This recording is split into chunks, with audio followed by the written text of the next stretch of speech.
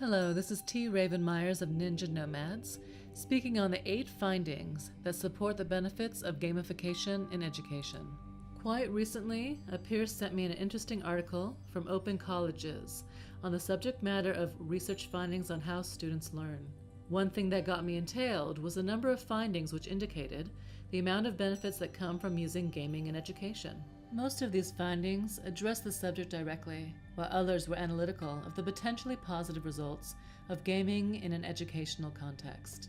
Of course, gamification in education broadly refers to the process of incorporating relevant gaming elements through teaching and using instructional tools, like digital badges in online learning applications. However, with the following findings clearly specifying that game playing has the potential to improve the learning process, it is only logical to suppose that using game concepts and mechanics in educational processes and tools can bring about an immense benefit. Here are 8 findings that support the benefits of gamification in education. Number 1. Gamification can enhance positive attitudes towards mathematics among children. We all know that mathematics can be a challenging subject, full of formulas, repetitive problems, and exams. Based on research study from Deakin University, incorporating gaming in the curriculum can dramatically alter attitudes towards math among students. The results noted that kids were able to express positive emotions in the field of mathematics as well as increase their level of confidence in different concepts. The study further noted more energy, more motivation, and undoubtedly more success in the subject. It seems that playing mathematical games helps alleviate the somewhat painful moments of problem solving. Number 2. Mitigate disruptive behavior and promote positive development in kids with ADHD. According to a study conducted by the Australia Journal of Education and Development Psychology, which focused on using video games to help kids with ADHD, noted that a video game created to illustrate how kids could control their heart rate and breathing had profound impacts on their behavior.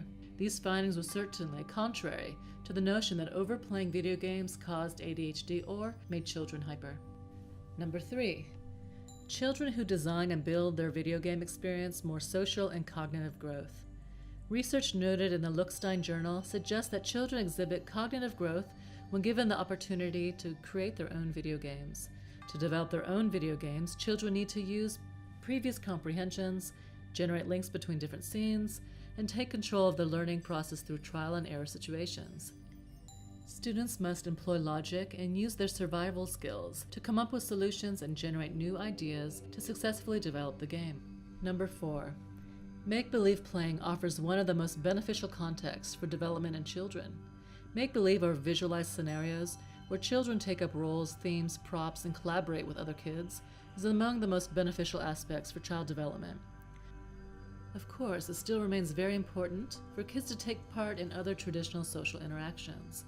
In a published article by the National Association for Educating Young Children stated that playing is an involved skill in which kids must be guided through. Classrooms must create rooms for play scenarios as they are among the fundamentals of learning. This concept helps children generate initial skills necessary for an advanced understanding. Number 5.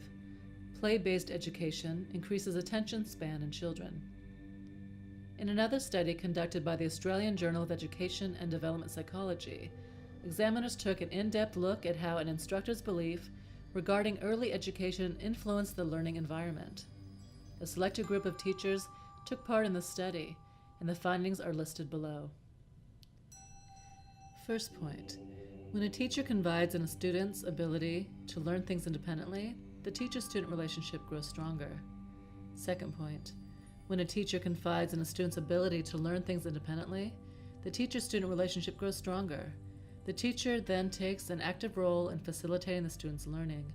Teachers also discover that when students are allowed to learn through playing, there's less time spent on behavioral management. The child's attention span also lasts longer. And third point, play-based learning changes the focal point of learning from the objective to the process. Number 6. Playing violent and scary video games helps reduce real-life fears among children.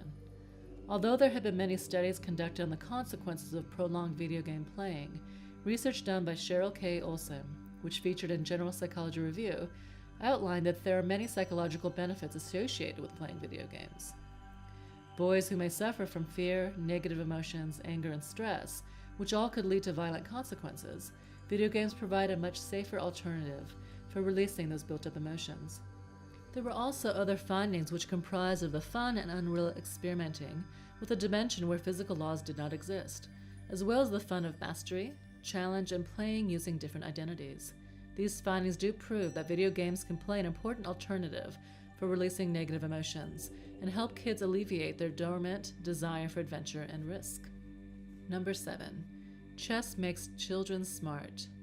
Patrick S. McDonald, a youth coordinator with the Ontario Chess Association, compiled a series of reports emphasizing on the benefits of chess, specifically in relation to education.